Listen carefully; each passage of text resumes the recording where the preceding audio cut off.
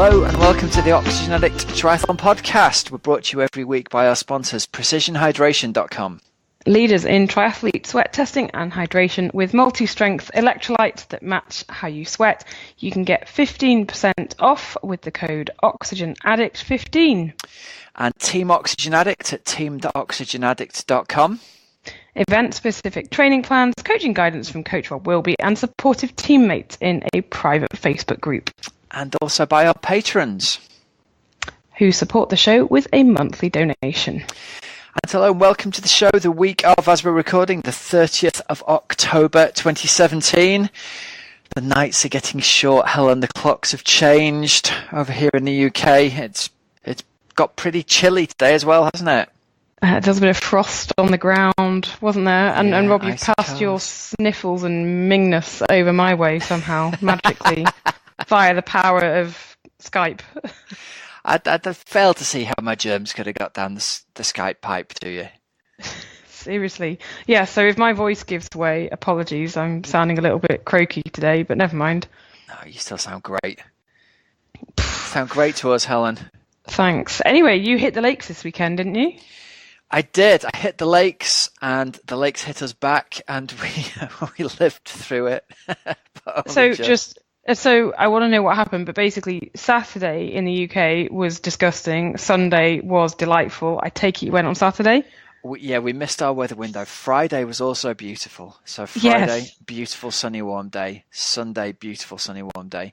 Saturday, the day of running north to south across the Lake District, it wasn't particularly cold in the valleys, 10, 12 degrees, but it was howling wind and rain, and Andy and I kind of looked at each other as we get out the van, and we were like, Andy's wife had dropped us off at one end of the lakes and was picking us up at the other, and it was kind of one of those, oh, well, we're kind of committed to this now, aren't we?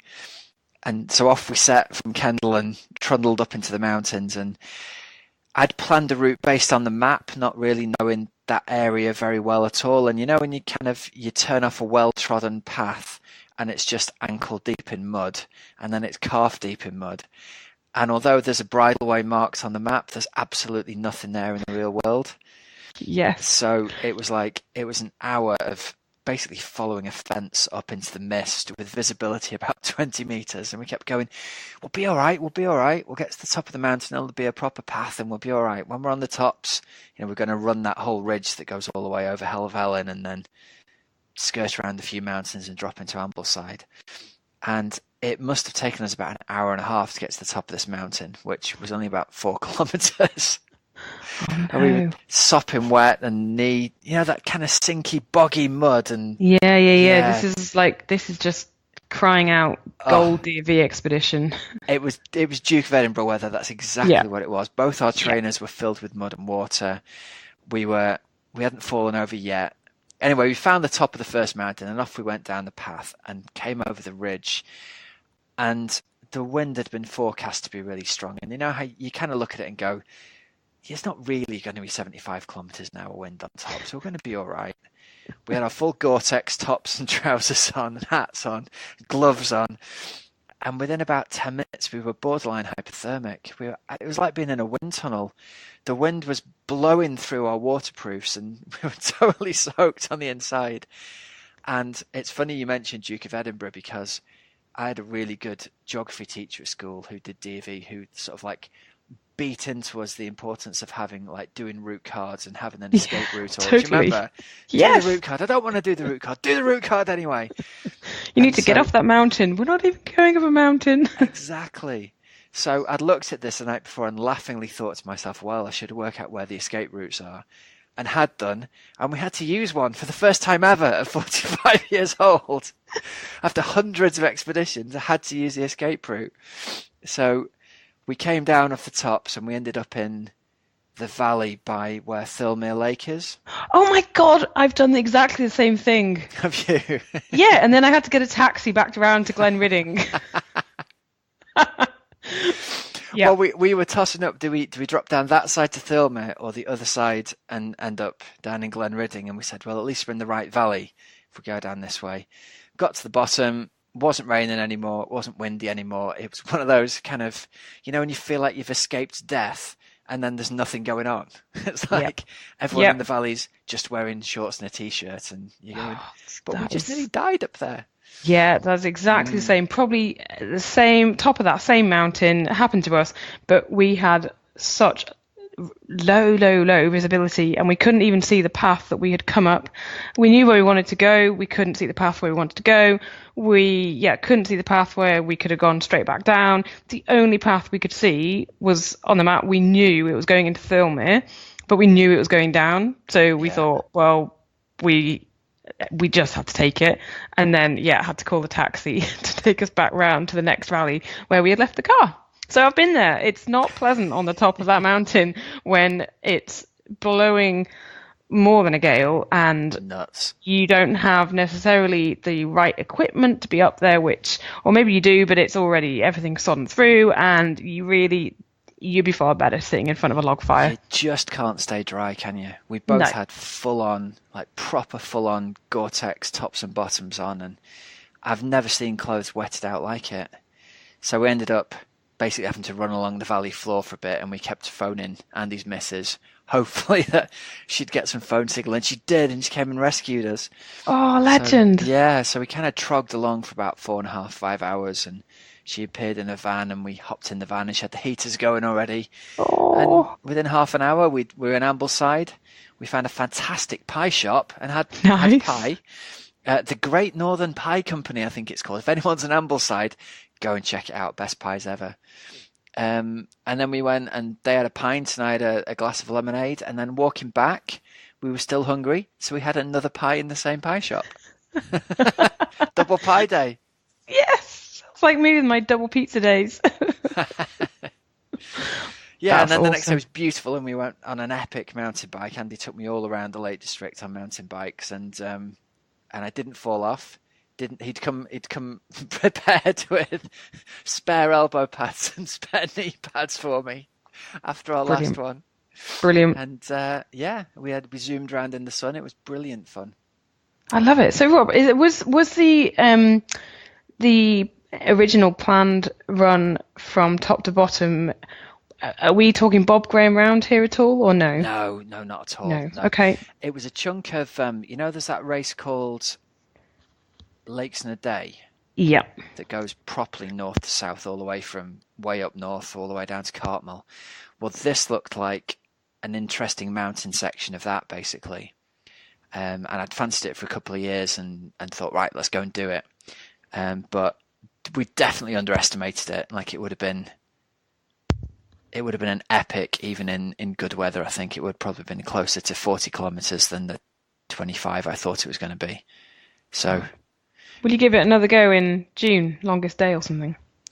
Yeah, definitely. Yeah. Love to.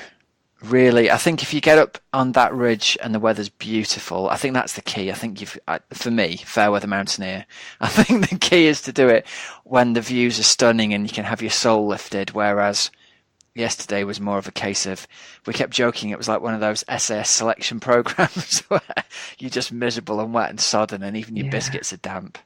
I'd hate that. It's a bit like Snowdonia and Crib Goch, and if you get a nice day doing that, wow, it's mind-blowingly stunning.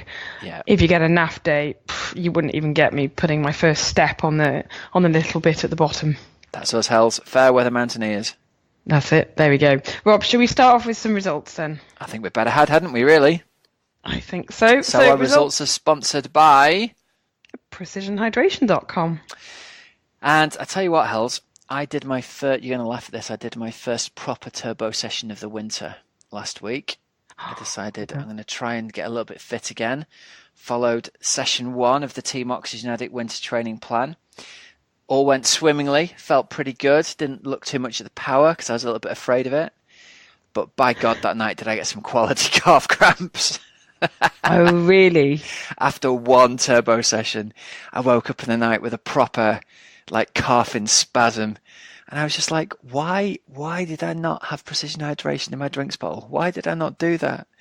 So I think it's, for guys like me, I think it's as important as having bike shoes on for winter training. Oh, I tell you, I did, I've started taking Wednesday a Wednesday spin at the Tri Club, which is more like a Wednesday interval session. So essentially a turbo session. And oh man, I'm just like working my way through bottles because it gets a little bit sweaty in that. Yes, you sort of forget, don't you? Yeah.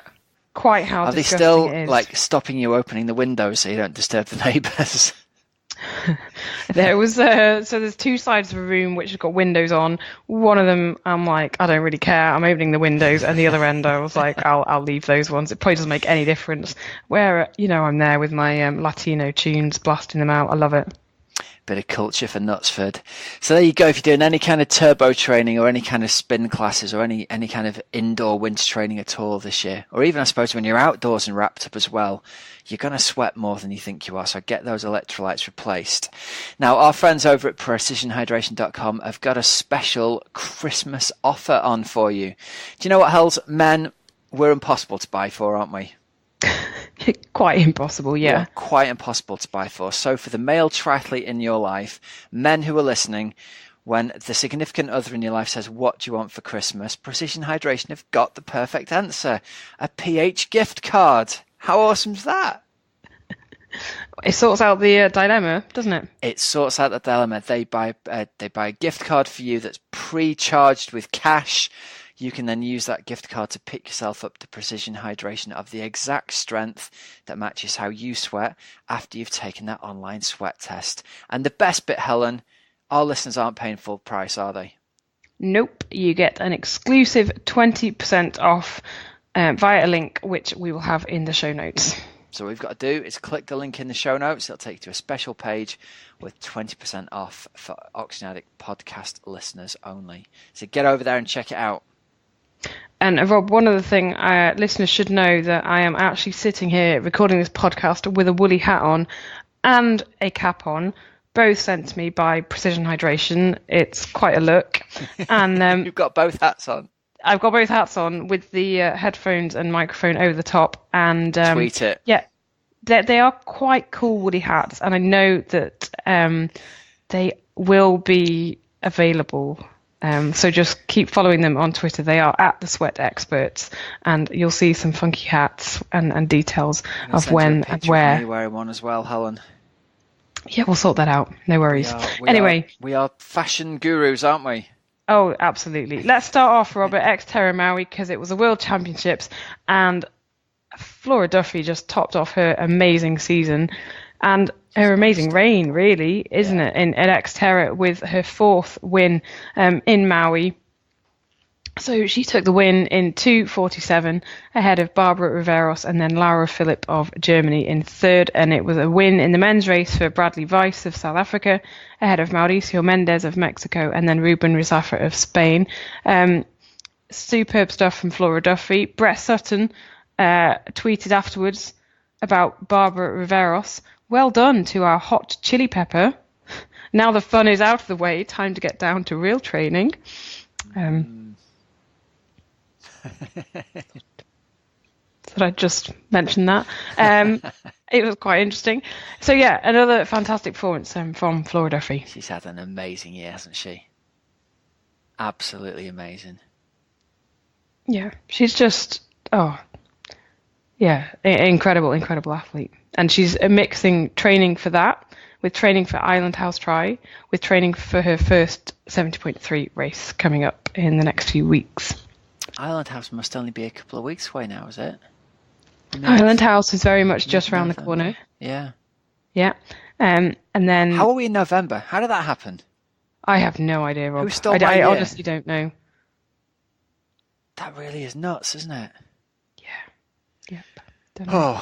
Anyway, over on the other side of the world, we had results have come in for Challenge Forte Village in Sardinia at the half iron distance race there, where we had a win in the ladies race for Heather Wurtele of Canada after what sounds like a pretty titanic battle between her and Laura Siddle, who swam together, biked together, and then went head-to-head on the run. So Heather takes the win in 4:27 from Sid in 4:28.36.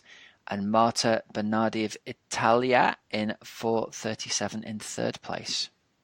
Yeah, and over in the men's race, Rob, it was won by ITU athlete Vicente Hernandez, with Bart Renault of Belgium second, and then Rodolphe von Berg of the USA in third. And Rob, the results from Sardinia were also going to be determining the overall sort of podiums for the Challenge Family Series. So yes, of course. Yeah, so Yvonne van Vleuten just pipped Laura Siddle by 10 points for the €25,000 paycheck sort of bonus. Laura gets 17,000 because she's done a lot of the challenge races and had some incredible results this season. And then for the men, Joe Skipper, although he wasn't racing in Sardinia, at the end of his season, basically he got a nice little €21,000 bonus as well. So he finished joint top of the standings, which is cool. That is good, isn't it? Nice little bonus at the end of the year, isn't it? Definitely. It's a good, and the challenge. They've done the challenge races. It seems like a really cool kind of series. Another good option, isn't it? Other than just the Ironman races for the pro athletes. Adds a little long time dimension to the season, doesn't it? Really. I think so. Yep. And then, Rob, there was another race which we wanted to bring you the results of, which was Ironman 70.3 in Austin, Texas, because Sarah True, who we had on the podcast last week, mentioned that she was going to be doing that and then Island House Try. And she actually got the win there in 4:21 with a really nice 1:19 half marathon to finish off with. She finished ahead of Paula Finlay of Canada, who it was her first 70.3 race, and then Jenny Seymour of South Africa in third.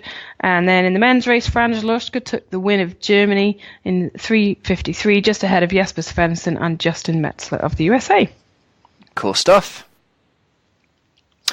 Right, over to Coach's Couch then, which is sponsored by Team Oxygenaddict. And I've got a question this week that isn't by a named athlete, but I wanted to put it out there because I've been getting it's kind of a combination of a few comments that I've had from athletes in the team on the Facebook group this week, and it's something that I think will help our listeners out, Hells. So if you want to read that out as though it is a question from a listener, and we'll kind of go into why we've got this question at this point in the year. Fine. Well, it kind of sounds my typical response. So I've just done my start of season FTP test, and I'm gutted that I'm less fit than I was in the early summer. My FTP is down 5%. I'm really worried that I've lost loads of fitness during October. So that bit would be me with absolutely. This is a lot of people at the moment. And first, the bit that says, my start of season FTP test, that's because loads of the guys I coach, the guys and girls I coach, have had a lot of downtime in October. I've kind of forced some of them at gunpoint to go, you will back your training off, you will chill out, you will take some recovery time. And we talked about this a couple of weeks ago, didn't we? The importance of having some refreshing and chilling out time in October before getting back into November, December, January and February for some quality interval work. So the first thing that we're doing is we're doing these FTP tests to see how much baseline level of power people have got at this time of year.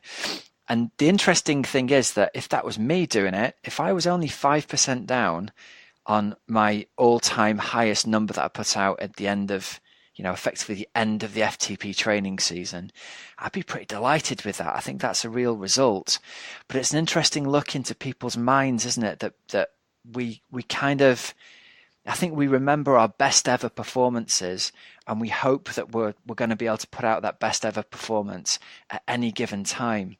And me and you have talked, Hells, a lot about how the season and the year is cyclical, and we're going to be stronger in some aspects of our fitness at some times of the year than we are at others.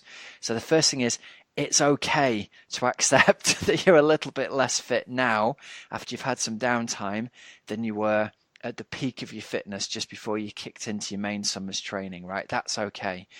It will come back really quickly, and it will come back unnaturally quickly as well. So I kind of think of this as, you've created an engine of a given size, and then if you've not used that engine for a while, it gets furred up a bit on the inside. So the first time you try and fire it up again, it's not going to fire on all cylinders. So it's natural for that FTP test to be a bit down. But usually within about 2 or 3 weeks of training properly again, you get all of that old capacity back, and your body seems to be ready to kind of build on the level it used to be at before. So it's going to come back really quickly, but the thing to then accept is you won't keep on progressing at that kind of rate for the rest of your winter or the rest of your season. So it's okay to have lost a bit of fitness. That was why we made you take some downtime. It isn't a bad thing. You've given your body a chance to refresh and to reset. And especially with the guys I'm coaching, we've had Susie Richards and one of her coaches that she works with. She's been putting together these really good wiggle strength and conditioning sessions for people. It'll only take a few minutes a day, but people have been doing this and kind of working on the core stability and working on their range of motion. So I like to think of it that a different aspect of their fitness has been improved during October.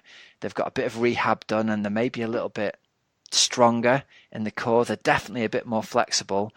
And that FTP is going to come back really quickly. So chill out. Don't worry about it. Your number's going to come back very quickly if you're a numbers person. You've got to look at that big picture and accept that your body and your mind need a bit of downtime.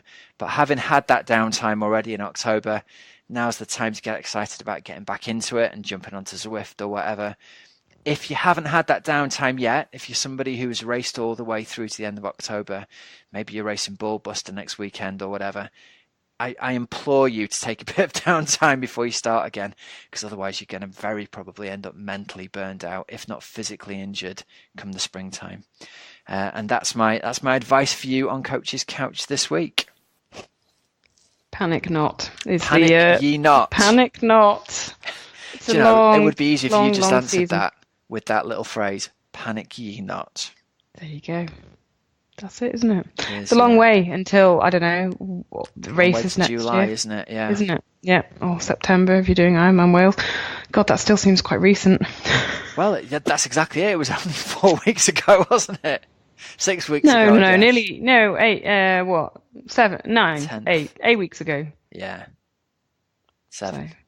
So, yeah, that's about 7 weeks ago. But I know what you mean. It's probably very fresh in your mind if you've just raced it, isn't it? So it's a long, long way to get to race day yet.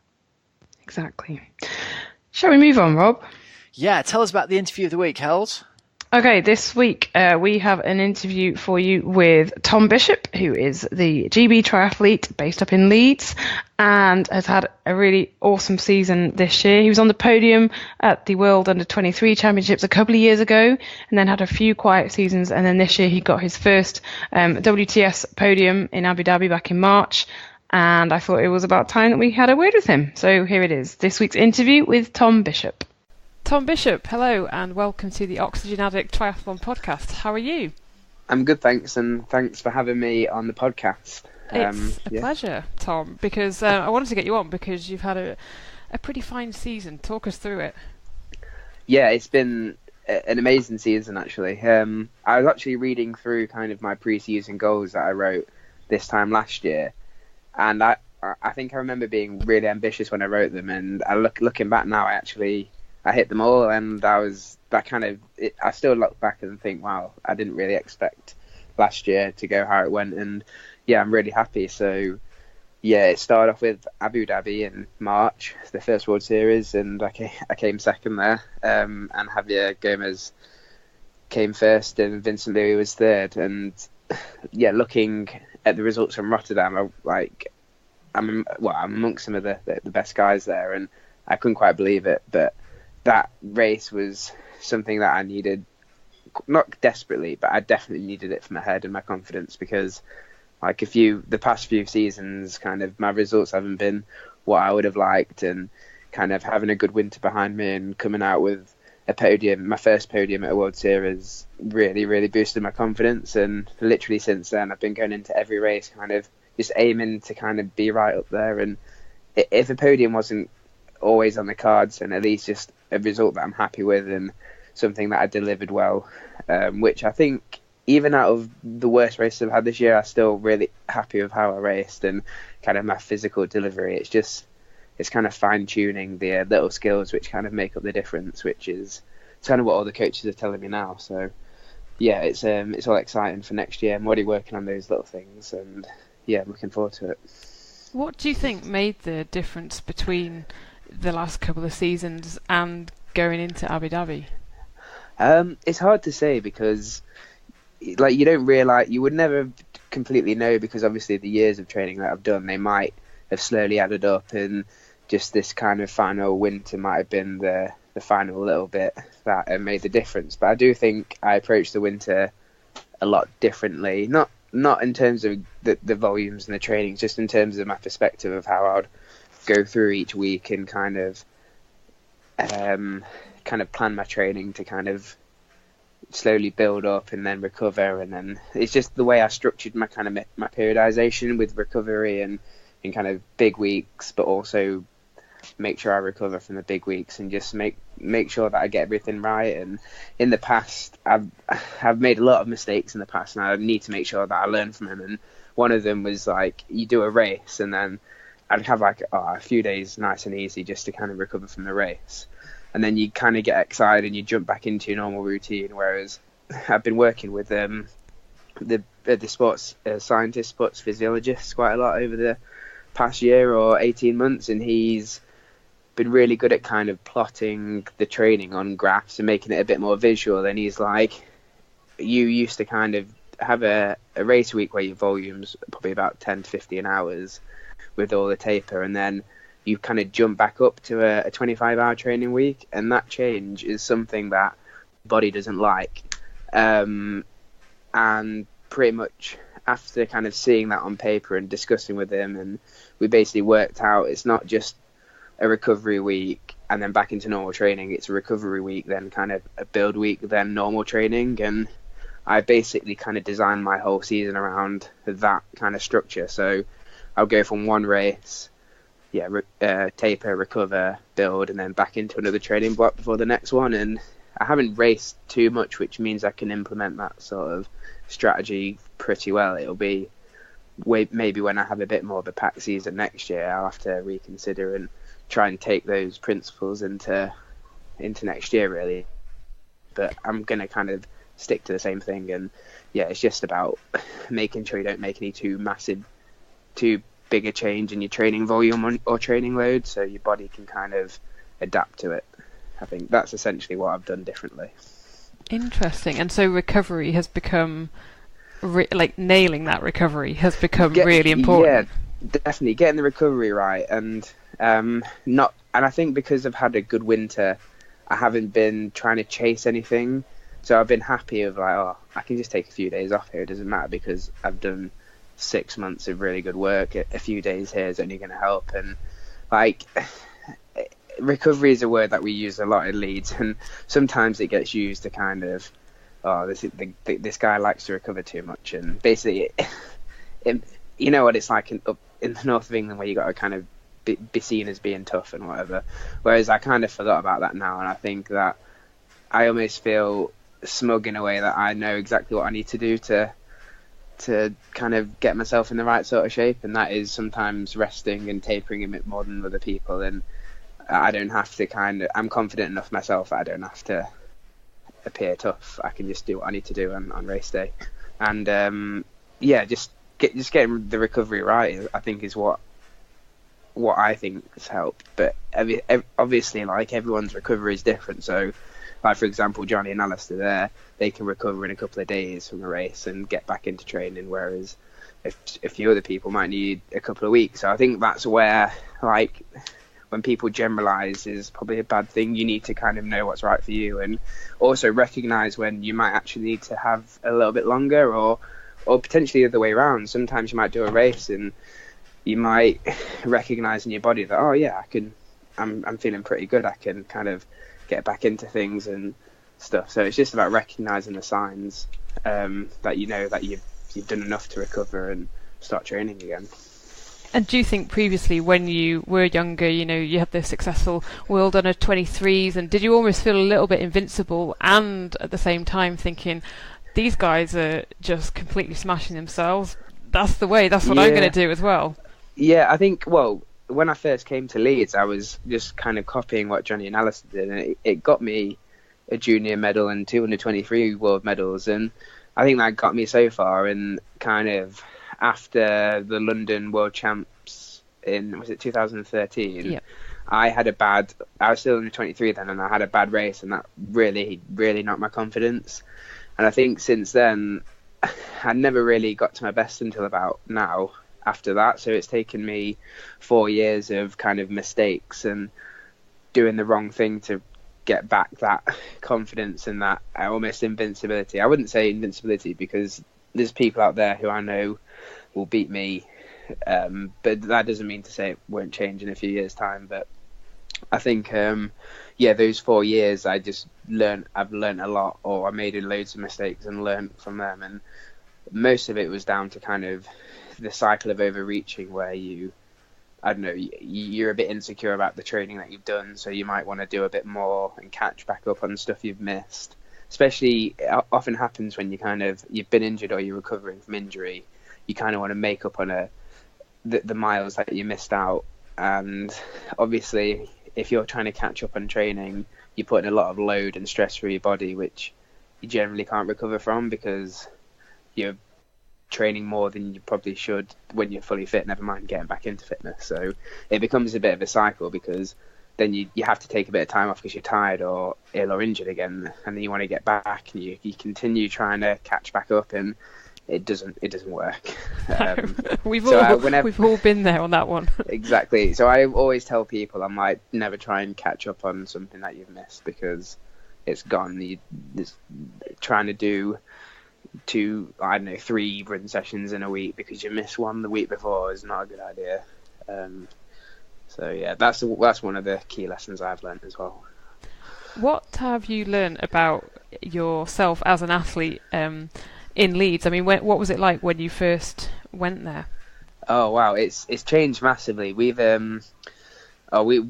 we always talk about it this time of year, because it's the time where people start uni and it's freshers, and we always think back to what it was like when we first started, and it's totally different now than it was then, because, well, first of all, our tri club was probably about 20 athletes when I started, if that, and now it's about 100.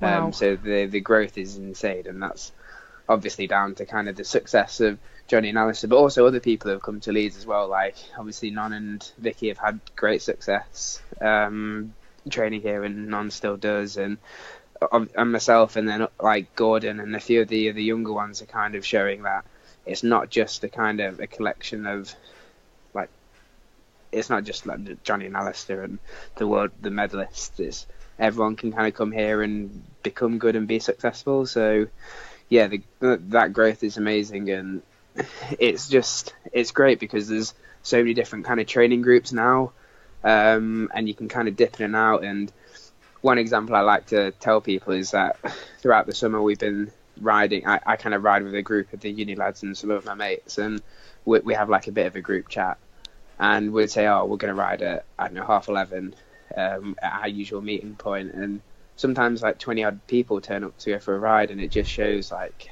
how popular the group is and how good it is to train in Leeds. And I think that's probably one of the biggest things. Like, I found a group of athletes that I like to train with, and we have good fun, and it's a good laugh, and it's just, I think that's is almost as important as doing the training, as finding a group that you like and you're comfortable with training. And it's I thank the guys a lot, because a few of them came out on a few training camps with me last year in prep for some of the World Series, and yeah, they definitely helped me along this year.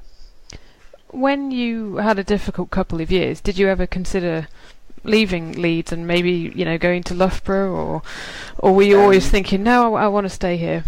Yeah, no, I've definitely considered moving away from Leeds before. Like, I'd never considered Loughborough. I always thought that my hometown's Derby, and I've always thought, and I still do think now actually, that Derby would be an amazing place to train, because you're not too far from the Peak District, and which is really, really nice riding. It's great countryside, and it's similar to like Leeds and the Yorkshire Dales, really, like quite hilly and things.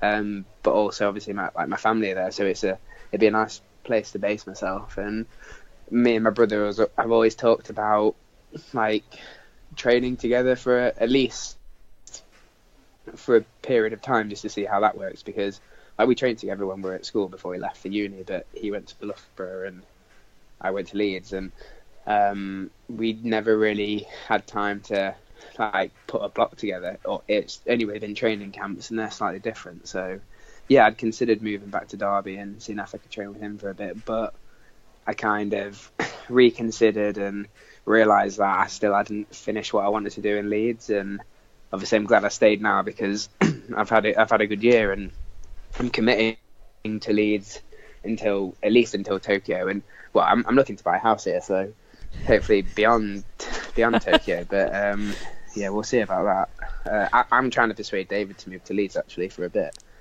Is he keen? Here. Yeah, he's considering it, definitely. But it's a big move, and he's obviously like me. He's been living in Loughborough for 8 years now. But I reckon if he really wants to kind of make his way in triathlon, and because he's going a bit more longer distance now, like I do think Leeds will be a good place to train just because of the group here and stuff. And like I said, like whenever we go on training camps, it's good. Like we train well, we push each other. So I'd like to see him give it a go at least for a couple of months anyway, and obviously you can decide after that. You must get really annoyed at comparison questions between, Johnny, Ali, and you and your brother. So I'm going to try and phrase it a little bit differently. Okay. Go for it. Having seen the way that they train each other and push each other, yeah, does that give you a little bit of inspiration? I mean, do you see any of that between you and your brother, even though you don't train together? Oh no, definitely. Like, well, we do train together occasionally. I don't say we never do, but yeah, we put. It's more like I think I help.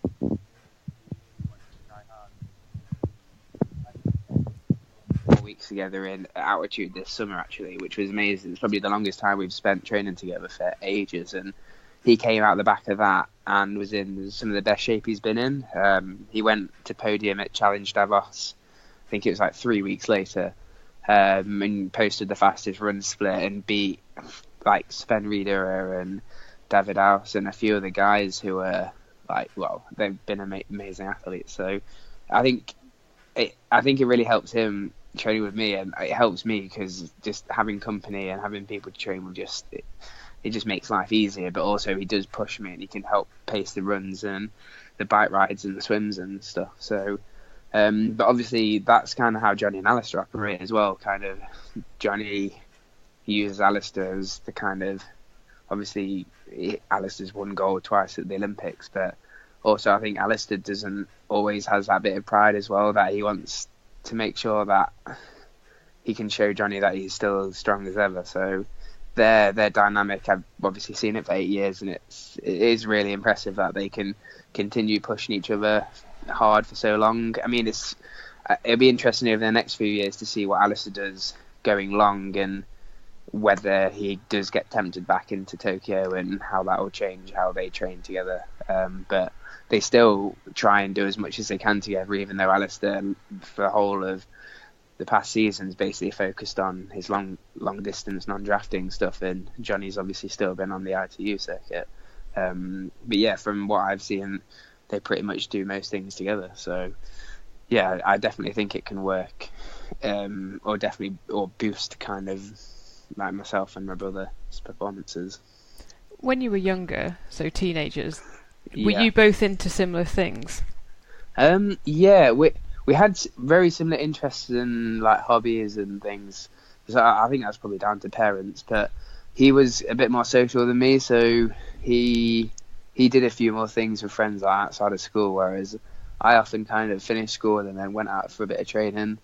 And he'd spend time with a girlfriend or whatever. But I think as we kind of got towards sixth form and a little bit older, and I think I started getting a bit of success as like a youth in triathlon, David kind of saw that and started kind of hanging out with me and my friends a bit more. And by the end, like our social group was the same, and we did pretty similar stuff. So Yeah, like I'd say we're similar anyway, but yeah, we kind of grew even closer as we got older, especially when we moved to different unis. Like I can probably count on one hand the times we've kind of I fell out with him in the past 8 years, whereas when we did live together, we fell out a little bit more. And probably the space that we've got now helps that relationship a bit in terms of just feeling a bit closer, which is a bit ironic, but yeah.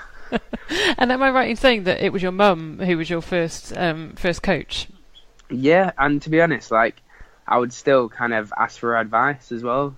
But yeah, she basically kind of operated. She basically just kind of let us go to swimming and kind of let us join the run club and things. But she basically kind of sort of overseed what we did, and that's how like it works in Leeds. Kind of you got a few of the coaches, like Malcolm's retired now, but that's how he kind of worked. He kind of oversaw how we used to train, and Jack did the same. And my mum was she operated similarly. She basically kind of took us to swimming, and she could see sometimes that you've had a like busy time at school with like I don't know exams or whatever, and you might have had a swimming goal at the weekend, and she would say, sometimes you just don't have to go swimming, or you don't have to do a bit of training. So in the end, like I don't really appreciate it until now, but she did a pretty good job of keeping us kind of well-rounded, because obviously she encouraged us to go out and hang with friends as well. It wasn't just about triathlon and training and school. It was kind of having this nice balance where we kind of we enjoyed ourselves, which is probably the most important thing. And I'm kind of grateful for that, because now I don't look back and think, I wish I don't know, had a bit more fun or hung out with my friends a bit more, or even tried harder at school, because I did pretty well at school, because I was encouraged to try hard as well as train hard and things like that. What did she say when you got on the podium in Abu Dhabi? She probably just said, I'm so proud. She was actually going to go out and watch it, but I was like, I just saved you money for one of the other ones, which is a bit more exciting to watch. And I wasn't expecting that I was going to get on the podium. I was like, I think I'm going to have a good race, but obviously in hindsight now, she probably should have got on that flight and paid for that ticket. But I think after that race, she really tried to get to see as many as she could. But yeah, she was just really proud. And to be honest, all that period then was a bit of a blur, so I can't remember exactly what people said. I just remember being like on my phone for about half a day trying to get back to people. So yeah. Did Gomez say anything to you? I think again, I can't remember. He just said, I think he was like obviously surprised that I was there, and people said, he was looking behind and he was still worried that you were on his shoulder and stuff, but he just said, well done. He's such a nice guy, and kind of he recognises me because I've been on the circuit for quite a while now, and I think he's seen me kind of like help out Johnny and Alistair a bit when I kind of had a slightly different role in the races. But I think he's just happy to see people do well, and you can see that with his compatriots. Like the Spanish are really good at saying well done to each other, even if it's been so close and it might be a sprint finish between the two. But yeah, he's one of the kindest guys, and it was kind of an honour to be on the podium with him, actually. Wow, he's achieved so much, hasn't he? He's just like he is a machine. Yeah, and we'll see what he does next year. Like I don't know if I saw that he was wanting to try and qualify for Kona, but I might have just made that up. But who knows what he could do there? Like he's that sort of athlete who could definitely do well when he steps up to like for the Ironman distance, because he's showing what he can do at 70.3 or half. So we'll just have to see if it takes a year, because it took Jan Frodeno a year or so to kind of get to grips with the distance, and we'll see what happens. Did you watch it this year? I watched up until maybe mile 3 or 4 of the run, and I was tired and I got a bit of training to do in the morning, so I went to bed, but I couldn't sleep very well, and I kept on like checking my phone to see what happened. And then I woke up and I saw like David come third, which was awesome, because I was really happy for him. Like I saw it when he came off the bike. I was like, if he can run like he does, like it's definitely a chance of him getting like at least the top 5. And obviously, yeah, he got 3rd, and it was awesome. So I was really, really happy, and I sent him a message like as soon as I saw it, basically. Were you surprised after Glasgow when he made the decision to go to take that step to longer distance? No, I lived with Dave for like 2 years pretty much, and I know him fairly well in terms of he knows what he wants, and he also knows when the time is right for him to do things. And he obviously thought that another Olympic cycle, it might not necessarily kind of suit him, like what the performance kind of or the selection criteria was. So he was like, I can't waste another 2.5 years trying to qualify for a team that I probably won't hit criteria for anyway.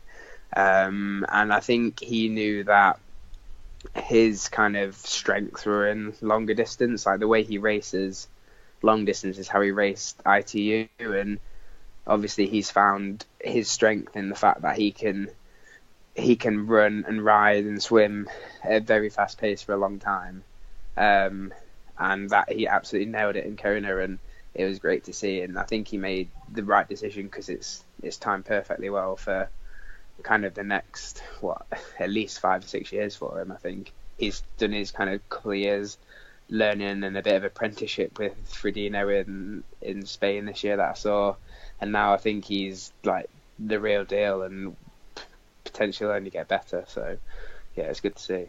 It's funny, isn't it, how go back to the under-23 race in Beijing. So Matt Sharp won it, didn't he? And then he did, yeah. Yeah, and then it was you and Dave McNamee in on the other podium places. Yeah, Dave just pipped me. So, but yeah, like, Matt's doing well. Like he stepped away from triathlon and just running now, and he's doing pretty good. Like he's running some pretty fast times of a marathon, and I've always been told that a marathon takes a few years to kind of get to grips with.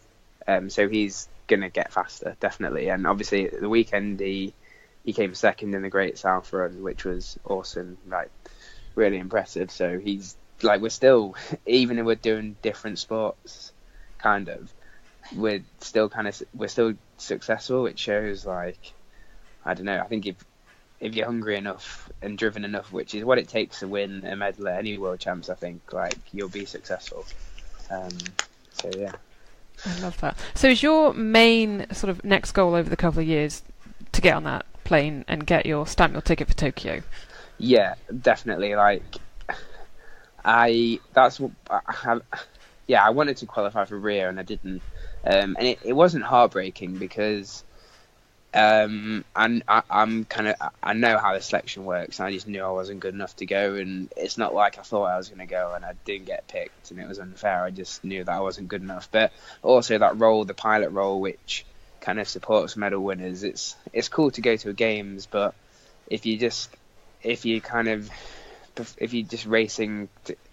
to kind of support someone, I think it's a great thing to do if that third spot's not likely to contend for a medal. That's my personal opinion. I know a lot of people disagree, but you want to go to a race and you want to try and beat people. And the whole of last year and the year before, when I was kind of training for this pilot role, I was turning up to races and just looking around and thinking, well, most of these people are going to beat me because, like, my running's, I'm not been training my running and stuff. Like, I'm not going to deliver what I know I can, and the motivation is not quite as there as when you turn up to a race and you think, oh yeah, I'm in good shape, I reckon I can beat these people, or I'll have a really good result.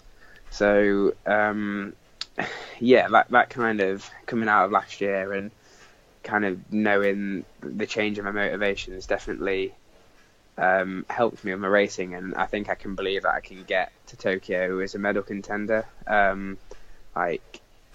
That's my personal opinion. So yeah, that's my focus for the next couple of years, just to kind of keep on developing and working on those skills that I mentioned earlier, just to try and refine my racing a bit more, and hopefully a few more years of training will just boost that a little bit, so I can turn my top 10s and top 5s into more consistent podiums. And that's what they're going to select. Like, if you can podium at World Series regularly. If you're, I think it's called a serial podium person, whatever.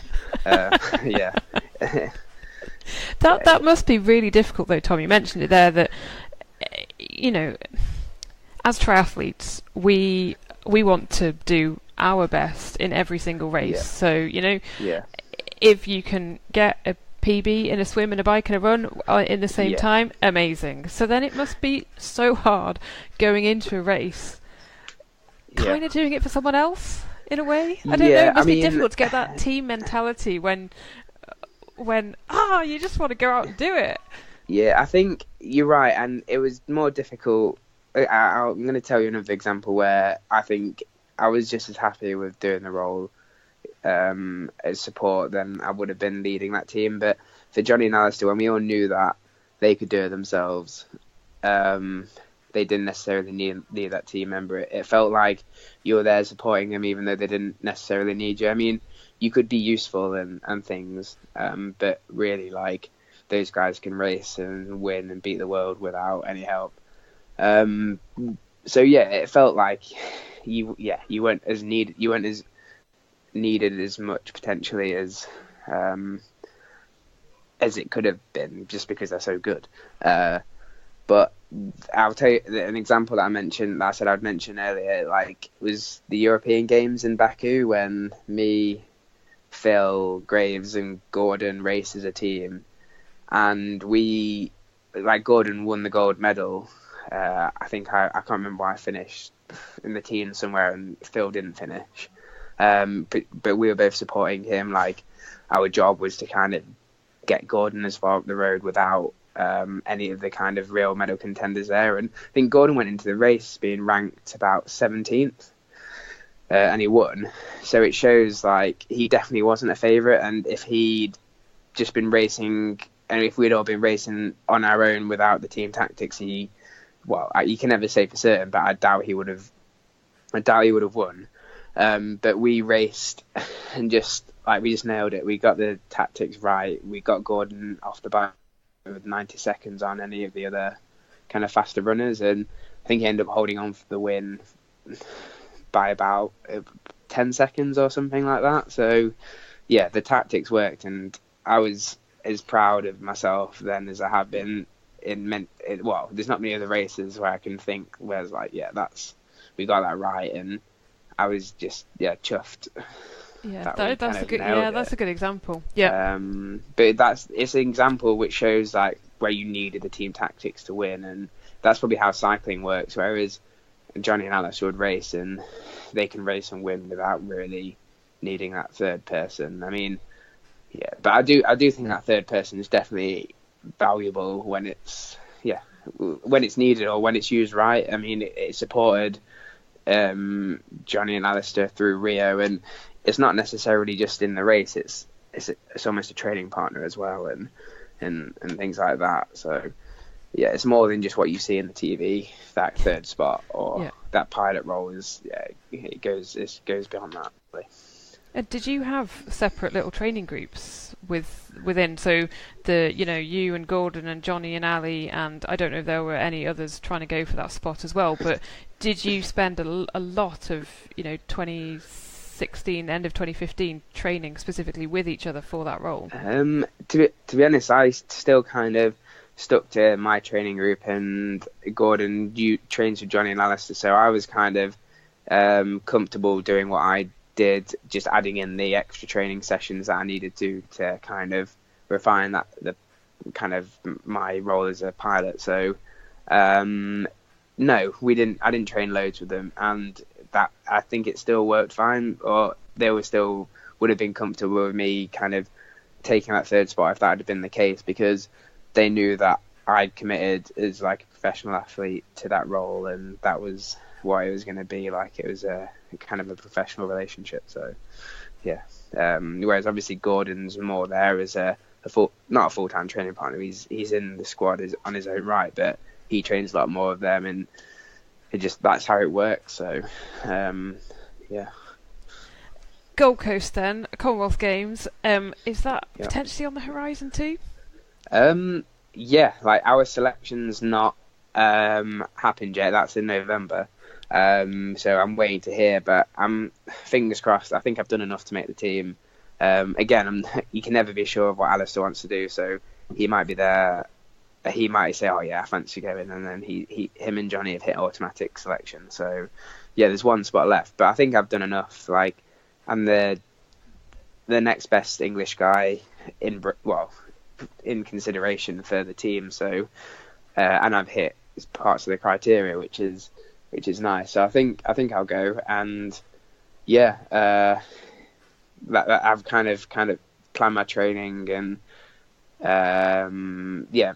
my kind of early season around the Commonwealth. So we'll see. But I think I'll be up there if I make the team. I'm definitely gonna try and put myself on the podium if I can, because quite a lot of the races this year I've been top 3 Commonwealth athlete, so it's definitely not out of the question that I can kind of fight for a spot on the podium. I love this. Could potentially be 1, 2, 3 if Ali were to go as well. Yeah, I know. It's especially like I'm working in a bit this winter on my swimming. Just it's okay, but it's not quite front pack this year. And if I can kind of find an extra 10 seconds, basically, I could get in the front pack. And the way Johnny and Alistair like to race, it's definitely that would be a good tactical move if I can get there, because, well, it wouldn't be guaranteed. Nothing's guaranteed, but it would definitely help the case of a 1, 2, 3. But yeah, we'll see. And mixed relay is going to be out there again, isn't it, in Gold Coast? Yeah, it will. Do you love it? Are you a fan of that format? Yeah, I do. It's really good fun. You don't often get to race like with your team and really kind of get behind those guys. And yeah, we had the Nottingham relays this year, and that was pretty good fun. And what World Champs really is a bit bittersweet, because we came 4th, and it's kind of my fault, or we missed out on a podium basically just because I had a dodgy T2. I got kind of impeded by another athlete and basically lost about 10 seconds, which was the difference. It was a sprint finish pretty much. So so I had to catch up like 10 seconds on that group, and I lost out on the sprint finish for that. But to be fair, we went into that race, we weren't necessarily expecting the podium. We thought we would race well. And when 1, 2, 3 are on the cards, it was like, oh, wow, but it could have been so much better. So I've definitely got something that I want to go back and make right. And hopefully I can do that in Gold Coast. But to even make the team in the Gold Coast, if I obviously get selected, it's more complicated on how do you come out after the race, are you fit enough to do the relays, where did you come in the race, and things like that. So but everyone wants to be part of a relay team. Like when it comes around, everyone puts a name forward that they want to race, and I definitely will. It just depends on how well I perform against Johnny and Alistair, and if they want to do it themselves. And Tom, how do you nail a mixed relay dive? You got to practice it a few times before. Yeah, or at least kind of walk yourself through it. The Nottingham one was quite a steep ramp running down, but then it flattened off, so that's actually not that bad. But Hamburg's just a steep, long ramp all the way, so you just got to go for it and not hesitate, and then just jump as hard as you can and not miss that step where you jump, because you'll end up doing all sorts if you just kind of mistime it. A little bit of showboating on the way down. It depends on the situation of the race. Hopefully there's time to showboat. If our ladies have done a good job on leg 1 and stuff, but obviously again it depends where you are, what leg you are. But yeah. Some of the photos afterwards, they're kind of cool. People flying through the air. They look pretty impressive. I think you either have a really embarrassing one or you have like a profile pic worthy one. Yeah. Oh, top stuff. Tom, I have one more question. Okay. It's a random one. Are you a fan of porridge? I used to be, but I'm more of an egg person. if that's even. Yeah, you can be an egg person. How do you like your eggs?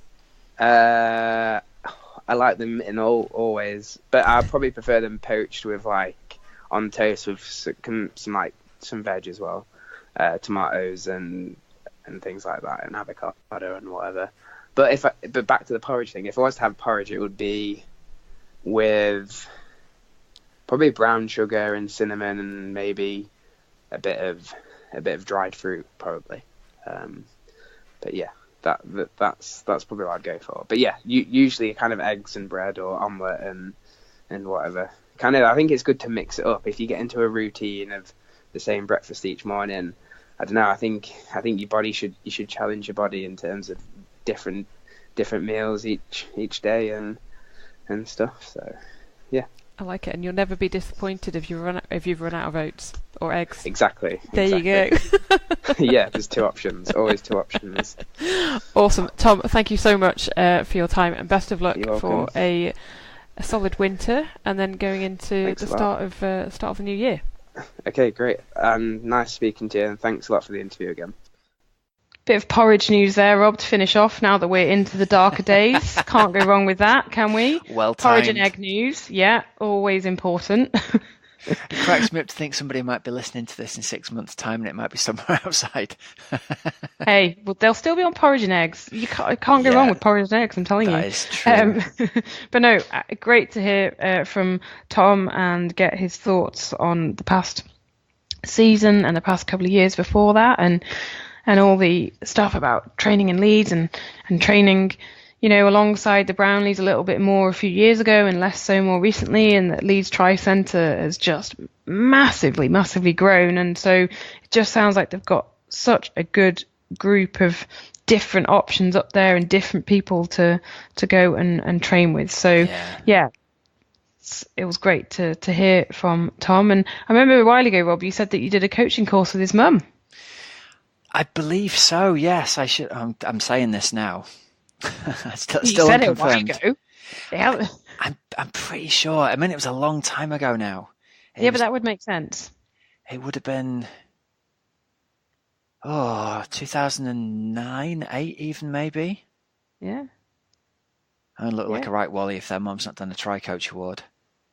But I'm pretty sure it was her. I think you might be right. I'd love it if it was true. And all those years ago, she said, "Oh, my boys do this. They're really good." It's like, dead right, they're really good. Yeah.